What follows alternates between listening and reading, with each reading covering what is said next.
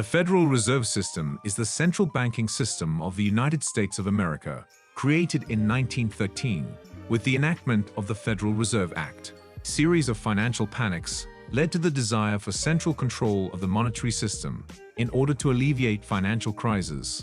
And now, during the last weeks of December 2022, Jerome Powell, the Federal Reserve Chairman, has given a speech at the Brookings Institution which sounded somewhat inclined towards the Fed and crypto situation.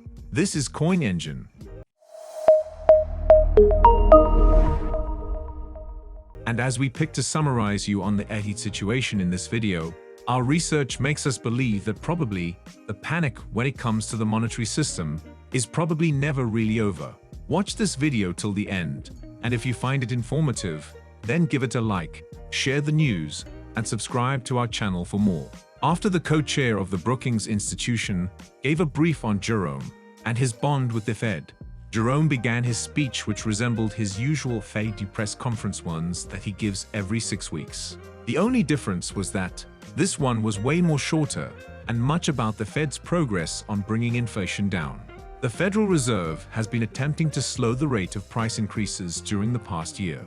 Over the past year, Americans have felt the pinch of inflation on everything from groceries to gas. As a result, the Fed has continued to aggressively raise interest rates. It is one of the principal strategies for attempting to decrease growing prices. The Fed is delaying the implementation of its rate hikes as inflation finally starts to slow down. However, Powell emphasized in his speech that the bank will continue to raise rates, just at a slower rate. Senior Federal Reserve policymakers have stated elsewhere that they are committed to fighting stubbornly high inflation, even if higher interest rates and greater unemployment are needed to do it. Within one of the interviews, New York Fed President John Williams stated that inflation had begun to decline.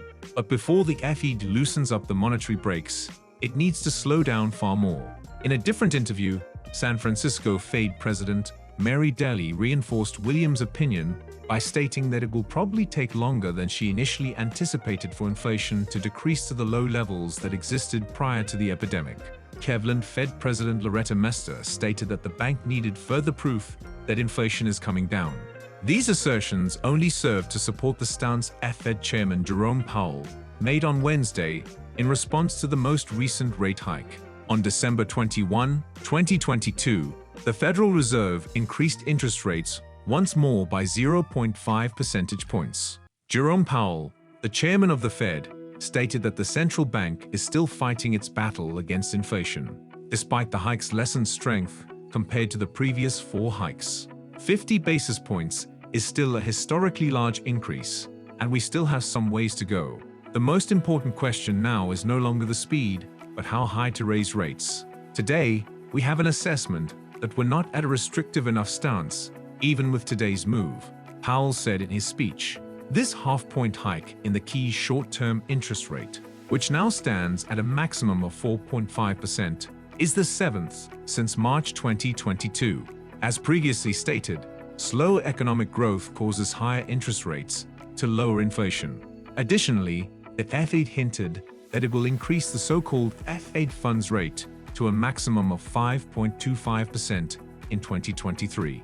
Williams stated that his co-workers anticipated to reach 5% to 5.5% next year.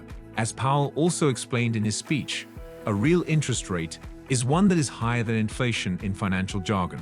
Using the Fed's favored PCE price index, the current inflation rate is 6%. That is significantly higher than the current Fed funds rate of 4.25% to 4.5%. When interest rates spike, experts say that they should keep increasing for a while, possibly a year, before the central bank changes its strategy. Over the upcoming years, the Fed wants to lower the inflation rate to its 2% target. As of October, the PCE price gauge increased at a 6% annual rate, which is lower than the 40-year high of 7% in June. On December 21, the Fed updated its economic outlook, which now shows markedly weaker growth and increased unemployment. Even so, the US economy is not now in a recession, according to Fed officials. As per them, it has shown to be fairly robust. High inflation in the services sector, which makes up the majority of the economy and is strongly linked to the cost of labor, is the main concern in front of the FED right now. In comparison to goods inflation, service inflation can be more persistent and difficult to reverse. The fundamental problem of inflation in core services is still very much present, as there isn't much proof that service inflation is decreasing. To temper an increase in wages that is already making inflation harder to control, demand for labor must both slow and unemployment must grow. It has also been observed that the labor market plays a significant role in inflation.